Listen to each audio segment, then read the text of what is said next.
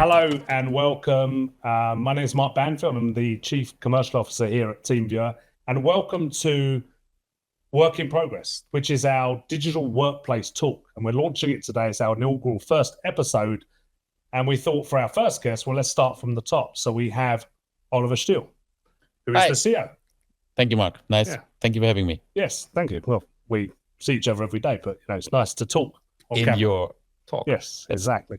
So let's start by talking about a couple of topics and delving into this whole area of digital workplace. But there's a huge shift happening in the market. There's a lot of momentum around this term digital workplace. I want to talk about some of the trends you're seeing. So what's happening? What's driving this?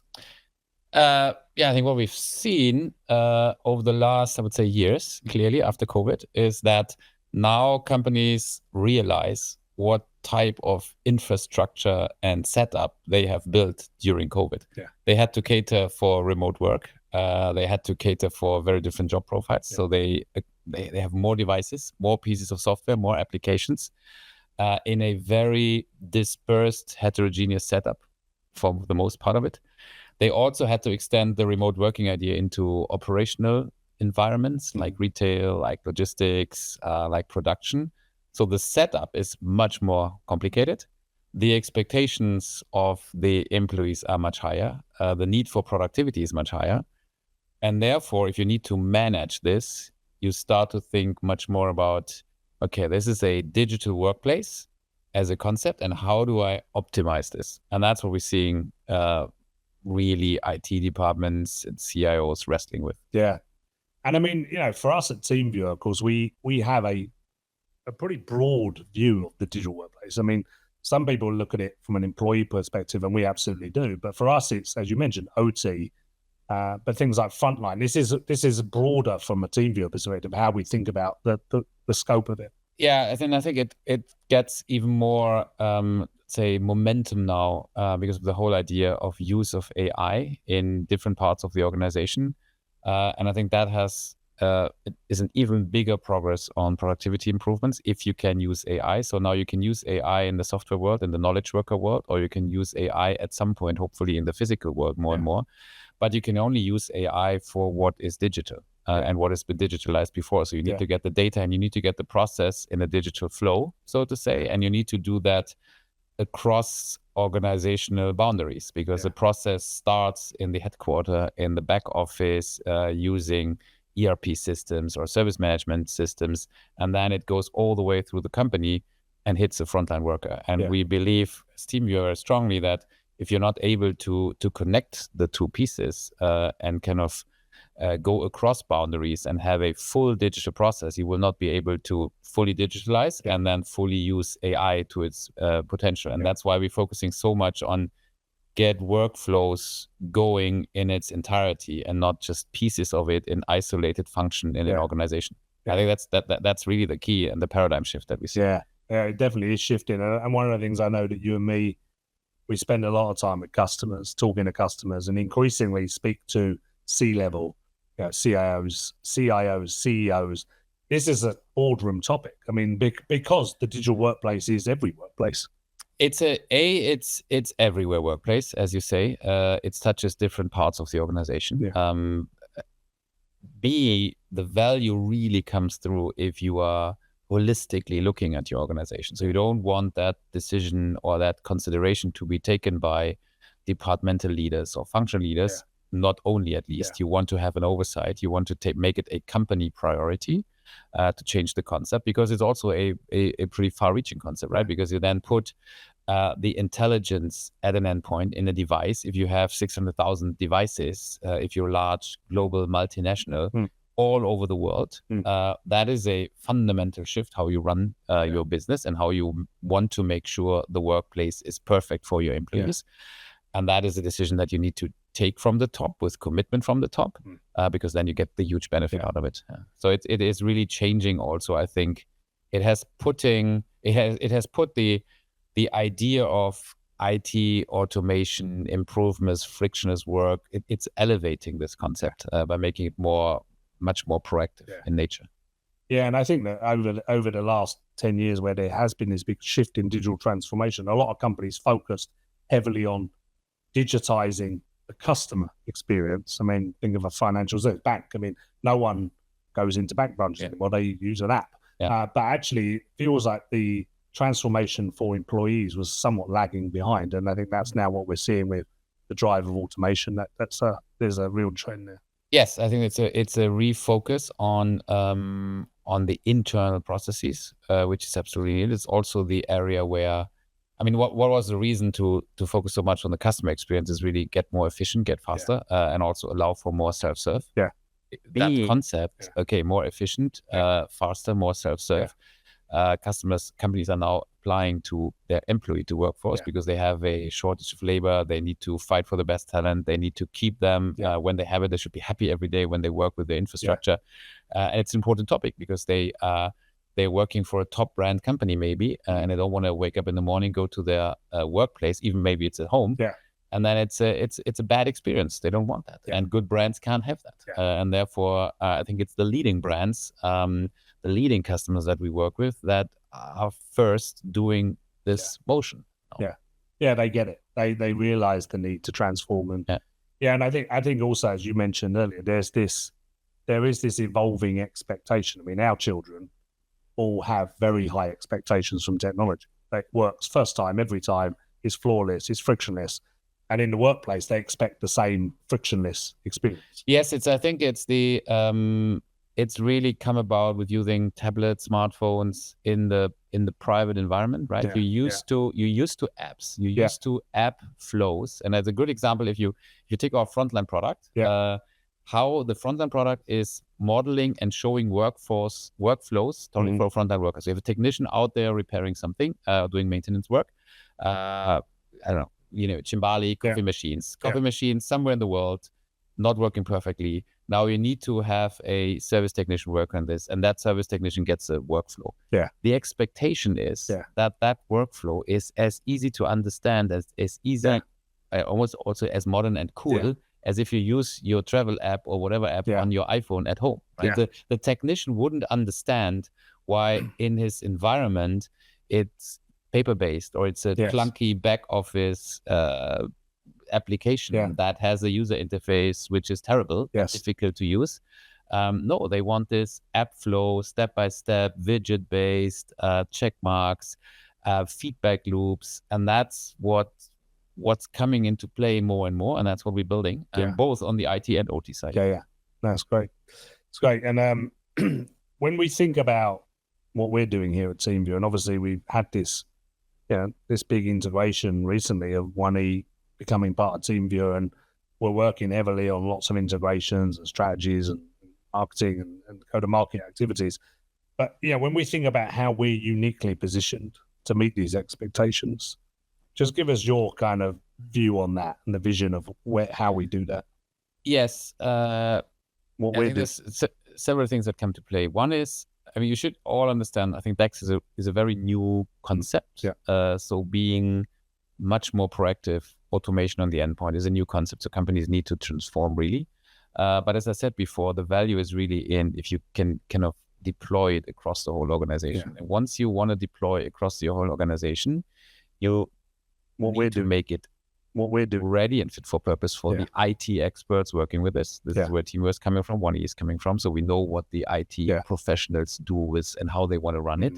But at the same time, you need to understand the receiving end of it, because the employees that you're touching are working in very different departments, and they come from very different domains. So there might be people working on shop floors or in retail logistics, and in order to make it work, I think it's incredibly important and helpful if you have experience in all these different domains. And when we talk to customers, most of the time, we go far beyond an IT problem. We go and talk about processes and value being created in different parts of the organization. And for that, it's important that you can touch the different operational areas as well, which we can, because we have the frontline suite, we have the IoT suite, we have in enabling processes in all kinds of industrial customers.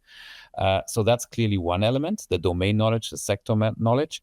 And I think the second piece is to really also understand the opportunities for automation, but also the limits for automation. So when is the moment when somebody needs to actively work on some problem? So a human being needs to take care of a problem where automation wouldn't work. Yeah. And I think that's also important to be honest and clear about where are the boundaries today and maybe tomorrow and in a few years' time, but always making sure that we cover all of it out of one platform. So we are not the ones telling you as a customer, everything is possible to be automated, because that's a dream. Yeah. But we're also not telling you, well, every time there's a problem, you need a ticket and you need a technician or a professional working on it. No, that's also not true. So, and finding the right balance of what should be automated versus what should be manual, and where do you want to have checks and balances, reactive versus proactive. I think we can be super credible because we have it all. And that's what I think customers value, because it's almost like a neutral advice in this respect. And I think that certainly when I got to know you and we talked about the companies coming together, I mean, the thing that excited me was, in the end, the data's key. Like, if you have the data, that you can achieve the most. Yes. And of course, between the two capabilities, remote control, automation, DEX, we have the greatest telemetry and data, and I think that's key. Yeah, we have access to, now with the two platforms coming together, we know how the user is perceiving the environment. Yeah. We know constantly how the machine is running, how the applications are running. We also know, in case there is an intervention by a technician, we can also see what that technician is doing, has been doing. And from all of what we're seeing there, we can then generate new automations. So we can really kind of elevate, we collect in every single case, in every single incident or adjustment or remediation or manual intervention. We collect the relevant information for that and then synthesize it to make the platform even better. So as we grow in customers and use cases and devices, the platform will become better and better and better and more capable. And I think that's a very interesting promise also for the future, that if you invest into this and be early, you will get all the learnings, all the other customers coming to the platform. Yeah, that's great. Now, one of the things at TeamViewer, I mean, we have a vast number of customers across all different geographies, globally, all different verticals, different parts of the market, different segments, different sizes. And one of the things we're very passionate about, of course, is the types of use cases that we address. And we're customer obsessed as an organization. And we have so many great examples. Now, you touched upon a couple, but maybe talk about a couple more of some of the great examples you've seen of TeamViewer's technology in action. Yes. So, as you say, it's broad. It's a broad application of the concept, so to say. And the fun part really starts when you're in customer discussion about certain use case. I mean, you can get carried away with it. But a few examples just to give you the kind of the boundaries, so to say. Big bank, covering all their endpoint devices with 𝗦𝗲𝗀𝗀𝗀𝗀 as a product, and constantly monitoring the performance of any endpoint in the environment. Globally, tens of thousands, hundreds of thousands of devices, which I think is incredibly powerful, purely IT, knowledge worker based. Where is the productivity? The productivity is in avoiding the smallest friction, because any small friction just multiplies 100,000 times around the globe. And you can imagine how much of a productivity drain that is, so to say. So that's one example. Very different example. A service technician with the task to run a retrofit procedure on an aircraft engine somewhere in the world, which is a procedure that has been developed and defined in the headquarters of that company or in the service center of that company, but now it has to be rolled out to all the different MROs globally. And how do you codify that? How do you make it visual? How do you make it easy to understand for people in different languages all over the world? So that's also TeamViewer. A warehouse worker, that logistics worker, a picker in a warehouse that is basically compiling boxes or shipments by picking different pieces and putting them into one box. Where's TeamViewer on this? Step-by-step instruction, AR based on where to go, what to pick, always quality check, has the person really picked the right item, reducing errors, reducing time spent on this. Another example of, think about it, a digital workplace. That job description before that was semi-digital because there was a pick by voice. Pick by voice. So you get voice commands. Now you have everything visual, which means you can track everything. So a very different example. So you go industry by industry and you see how you can greatly enhance the work experience. And that's what's so exciting about it. Because if you then take a large customer, you will find these different use cases in one customer coming together even. And we can help them every step of the way as they transform their digital. They go to the platform, they embark on this idea of workplace digitalization, and then we can really go workplace by workplace. What is important in these use cases, you need to link it back to the system of record. You need to have integration with the back office, the ERP system, the ITSM system, and that's what we do, of course. It's not a standalone kind of solution which sits on the side and is not speaking back and forth with the data in the company. That wouldn't work. And that's why it's an ecosystem play, clearly. And I think that one of the things we're hearing from customers, I know you hear it a lot, is that, what we're really doing was becoming very strategic for these organizations in terms of driving productivity and efficiency. And and one of the things, I love that term, that you can't create a 3 Michelin star customer experience unless you create a 3 Michelin star employee experience. And everything you talked about there is about creating a better, more seamless, streamlined approach for anyone to do their job. Yes, I think I think, and that's what the leaders in their respective fields recognize, right? You need to think much more holistically. I think typically companies are pretty good in running project based and say, well, there's a certain element which we need to improve, and we have a certain project to have a digitalization there or automation there. But you need to think it more holistically, because if you're missing part of the chain, either your employee or your customer or a partner in between, third-party service provider, if that is not seamless, then you cannot realize the value, and then you're stuck halfway in a digital transformation. And I think that's, to be honest, a little bit the experience of many companies in the past. They tried a little bit, then you don't see the benefits. It doesn't work perfectly, and then these digitalization projects stalled in some industries. And I think that was also the reason, especially in an economy where the pressure to change is not that big like it was years ago. Then nothing is moving. Now the world is changing. The world we're living, we need to automate. We need to be more efficient. We need to have resilient supply chains. So we need to address it. And now is the time where companies really embrace it and do the required investment with a, as you say, with very much strategic top-down view.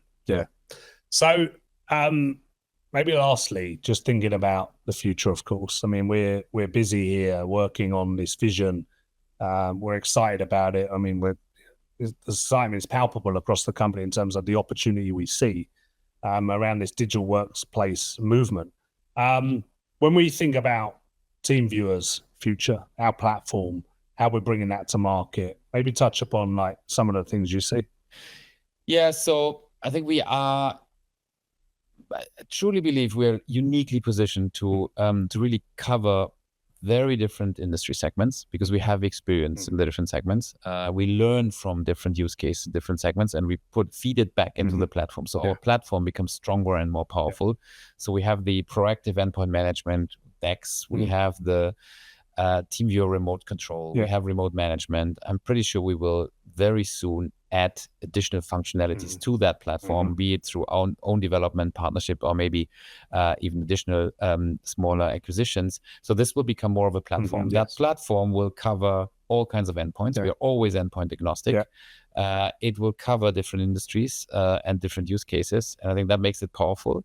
And then I think what we shouldn't forget is the regional component and also the customer segments. The 𝗦𝗲𝗀 is incredibly strong in the United States. Much of the DEX movement or digital workplace movement started out in the US, but it's now forcefully moving towards Europe and Asia Pac.